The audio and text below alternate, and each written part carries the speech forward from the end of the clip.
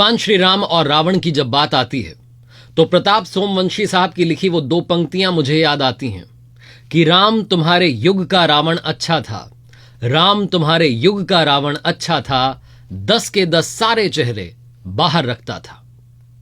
वो जो बहन के लिए भगवान से लड़ जाए, वो जो मां सीता को पवित्र लौटाए, वो जो राक्षस होकर भी विद्वान कहलाए, वो रावण आज किसी में नजर ना आए। नमस्ते दोस्तों, आप देखना शुरू कर चुके हैं मेरी नई लर्निंग सीरीज सीखोगे नहीं तो जीतोगे कैसे। मेरा नाम है आरजे कार्तिक। अश्विन नवरात्रि के अगले दिन यानी कि दशमी को, ये वो तिथि थी जब भगवान श्री राम ने रावण का वध किया था। इसी तिथि को हम दशहरा मनाते हैं, अपने बच्चों को बताते हैं, अपनों को बताते हैं कि ये दिन जो है रावण के दहन के साथ साथ बुराइयों के भी दहन का है। रावण कितना बुरा था दुनिया जानती है, लेकिन कितना अच्छा था इस पर भी बात की जा सकती है। रावण की जिंदगी से भी कुछ सीखा जा सकता है। भगवान श्री राम ने जब रावण अपनी अंतिम सांस गिन रहा था, अपने छोटे भाई लक्ष्मण से कहा कि जाओ और जाकर के महाज्ञानी रावण से ज्ञान लेकर के आओ। भगवान श्री राम को भी रावण के ज्ञान का भान था।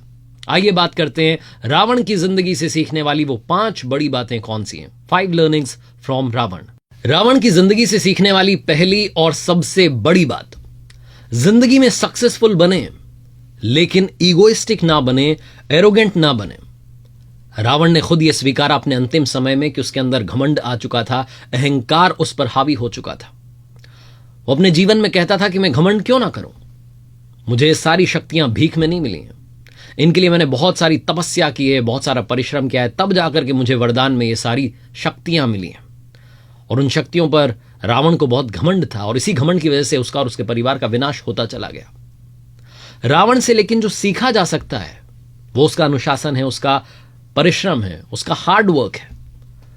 रावण ने जिस तरीके से तपस्या की, वर्षों तक तपस्या की, जिस अनुशासन के साथ तपस्या की, वो रावण की जिंदगी से सीखा जा सकता है। जो नहीं सीखा जा सकता है वो है घमंड। कभी भी लाइफ में आप किसी भी मुकाम पर पहुंच जाएं, बदलिएगा मत।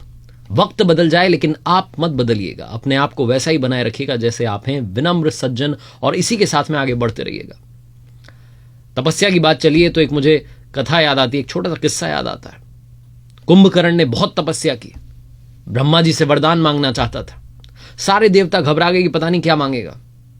मां सरस्वती तभी कुंभकर्ण की जिह्वा पर विराजमान हो गई और कुंभकर्ण ने अपने लिए सिर्फ और सिर्फ, नींद उसे बड़ी प्यारी थी, उसने मांग लिया कि मुझे तो बस सोना ही सोना है, पूरे साल मैं सोता रहूं। ब्रह्मा जी ने तथास्तु कह दिया। जब ये बात रावण को पता चली तो रावण को गुस्सा है कि क्या हुआ, मेरे भाई ने क्या मांग लिया। रावण ने फिर से ब्रह्मा जी की स्तुति की, बहुत सालों तक तपस्या की, और फिर जब ब्रह्मा जी प्रसन्न हुए तो उनसे मांगा वरदान में कि मेरा भाई जो है ये 6 महीने सोए और 6 महीने जगे। अगर ये साल भर सोता रहेगा तो ऐसा लगेगा कि ये जिंदा ही नहीं है। इतनी कठोर तपस्या की थी रावण ने, तब जाकर के उसके पास में इतनी सारी शक्तियां आई थी। रावण से नहीं लेकिन उसकी जिंदगी से सीखने वाली दूसरी सबसे बड़ी बात है, सबका सम्मान कीजिए, सबको बराबर मानिए। रावण के बारे में कहा जाता है कि उसने ब्रह्मा जी से अमरता का वरदान मांगा था। उसने कहा था कि ब्रह्मा जी, मुझे इंसान और वानरों के अलावा कोई मार ना सके। वो मनुष्यों को, हम इंसानों को और वानरों को तुच्छ समझता था, ये मेरा क्या बिगाड़ेंगे। रावण को लगता था कि जब बड़े बड़े देवता उसका कुछ नहीं कर सकते तो इंसान तो उसका कुछ कर ही नहीं सकता है। हालांकि बाद में उसका जो अहंकार था, यही अहंकार भगवान श्री राम और उनकी वानर सेना ने तोड़ दिया था, ध्वस्त कर दिया था। हालांकि देवता वाली बात सही हुई है। रावण का बेटा मेघनाथ एक बार इंद्रदेव से उसने युद्ध किया, इंद्रलोक पर हमला किया और इंद्रदेव को बंदी बना करके अपने यहां ले आया। बाद में इंद्रदेव ने ब्रह्मा जी से स्तुति की, आराधना की, और तब जाकर के ब्रह्मा जी ने रावण से कहा, तब रावण ने इंद्रदेव को आजाद किया, स्वतंत्र किया। इसीलिए रावण के बेटे मेघनाथ को इंद्रजीत भी कहा जाता है। लेकिन जो समझने वाली बात है रावण की जिंदगी से वो ये है कि उसके विनाश का कारण वही इंसान और वही वानर सेना बनी जिनको वो तुच्छ मानता था। इस दुनिया में अगर खुश रहना है तो सबको समान मानिए, बराबर मानिए, मुस्कान बांटते चलिए। जैसा कि मैं शुरू में बता रहा था, भगवान श्री राम ने अपने भ्राता लक्ष्मण से कहा था रावण के अंतिम समय में कि जाकर के रावण से कुछ ज्ञान ले लो, वो मरने वाला है। उसके जाने से पहले उस महाज्ञानी से कुछ ज्ञान प्राप्त करके आओ। और जब लक्ष्मण गए थे तो रावण ने जो ज्ञान दिया था उसमें काम की बात कही थी। वही लर्निंग नंबर 3 है, शुभस्य शीघ्रम।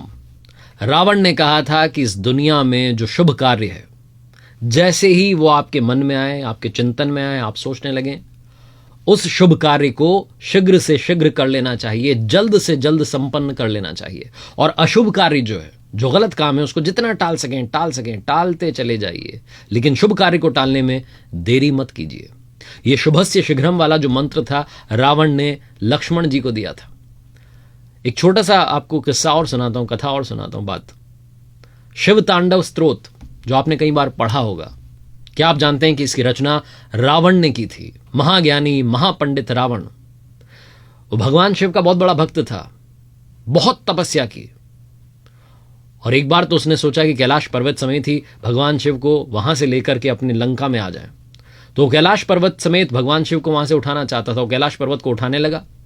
भगवान शिव ने अपने पैर के अंगूठे से कैलाश पर्वत को थोड़ा सा दबाया और रावण का हाथ जो था वो पर्वत के नीचे आ गया।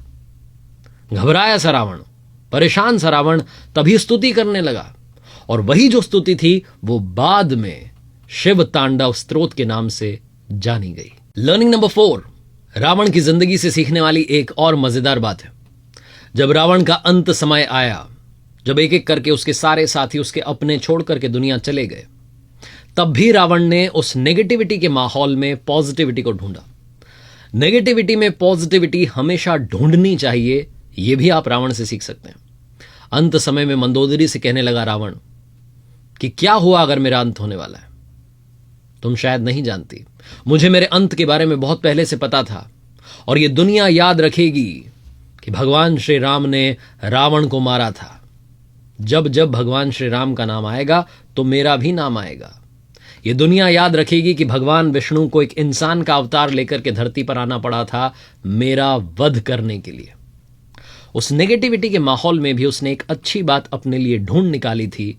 इसीलिए रावण से सीखना चाहिए कि नेगेटिविटी में भी पॉजिटिविटी कैसे तलाश सकते हैं। और लर्निंग नंबर 5 की बात करूं, साथ में बस ये कहना चाहता हूं कि किसी ने बड़े कमाल की बात कही है कि कभी पेड़ कटने का किस्सा नहीं होता अगर कुल्हाड़ी के पीछे वो लकड़ी का हिस्सा नहीं होता। रावण ने जो सबसे कमाल की सीख दी वो लक्ष्मण जी को दी थी। भगवान श्री राम ने अपने भ्राता से कहा कि जाओ, वो अंतिम सांस ले रहा है, ज्ञान ले लो।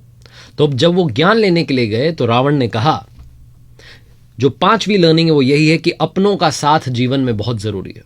जब अपने साथ होते हैं, लक्ष्मण जी से कहा कि आप साथ हैं भगवान श्री राम के, तो देखिए आपने मेरा वध कर दिया, आप लोग यहां लंका विजय प्राप्त कर चुके हैं, और मेरा अपना विभीषण आपके साथ जाकर के मिल गया। उसने बता दिया आपको कि मेरी नाभि में तीर लगने से मेरी मौत होगी। जो मेरा सबसे बड़ा भेद था वो विभीषण ने आपको बता दिया। मेरा अपना मेरे खिलाफ हो गया, इसलिए मैं हार रहा हूं, आपके अपने साथ रहे इसलिए आज आप जीत रहे हैं। और एक और बात जो रावण ने कही थी लक्ष्मण जी से कि इस दुनिया में, जिंदगी में, जीवन में जो भी आपका भेद है, जितना हो सके उसे छुपा करके रखना। मैंने अपना भेद अपनों को बता दिया और उन्होंने जाकर के मेरी पोल खोल दी और आज मेरी मौत हो रही है। तो जो भी आपका भेद है वो संपूर्ण रहस्य कभी बताना मत, कुछ अपने पास भी रखना। ये रावण ने लक्ष्मण जी से कहा था। सीखने वाली बात, समझने वाली बात सिर्फ ये है कि अपने साथ होने चाहिए। इसीलिए अक्सर कहता हूं कि अपनों के साथ कर दिखाओ कुछ ऐसा कि दुनिया करना चाहे आपके जैसा। और जाते जाते रावण के बारे में बस कुछ बातें बताना चाहता हूं। रावण आविष्कार को हमेशा महत्व देता था। वो स्वर्ग तक सीढ़ियां बनाना चाहता था, वो सोने में से सुगंध चाहता था, वो अस्त्र शस्त्र यंत्र सबको बढ़ावा देने के लिए लगातार काम करता रहा। रावण महापंडित था, महाज्ञानी था। सीखने के लिए काफी कुछ रावण की जिंदगी से भी है। उसके गलत कर्मों से भी सीखा जा सकता है कि क्या नहीं करना है, और अच्छे कर्मों से सीखा जा सकता है कि क्या करना जरूरी है। आज के जमाने में हम किसी भी ऐसे ही राह चलते लड़के को, मन चले लड़के को रावण कह देते हैं कि कैसा है, क्या गलत काम कर रहा है। लेकिन याद रखना चाहिए कि सीता माता जिंदा थीं, ये भगवान श्री राम की ताकत थी, और सीता माता पवित्र थीं, ये रावण की मर्यादा थी। भगवान श्री राम से सीखने वाली बात भी है। भगवान श्री राम सिखाते हैं कि चाहे कोई आपका शत्रु ही क्यों ना हो, उसके अगर कुछ अच्छे कर्म है, कोई अच्छी बात है, तो वो भी उससे सीखी जा सकती है, जो कि भगवान श्री राम ने अपने भाई लक्ष्मण से भी कहा था कि सीख लो। और भगवान श्री राम ने जो कहा कि इंसान को हमेशा अच्छा काम करना चाहिए, फल की चिंता नहीं करनी चाहिए, अच्छाई के रास्ते पर, सच्चाई के रास्ते पर चलना चाहिए, धर्म के रास्ते पर चलना चाहिए, ये याद रखिएगा। क्योंकि अधर्म के रास्ते पर चलने वाला रावण नहीं बच पाया, हम और आप तो सिर्फ इंसान हैं। एक बार फिर से यही कहूंगा, ऊपर वाले के आशीर्वाद के साथ, अपनों के प्यार के साथ और अपनी सच्ची मेहनत के साथ कर दिखाओ कुछ ऐसा कि दुनिया करना चाहे आपके जैसा। याद रखिए, हर सोमवार सुबह 9:30 बजे मेरे साथ देखिए एक नई कहानी, और हर शुक्रवार सुबह 9:30 बजे देखिए लर्निंग सीरीज का एक नया वीडियो।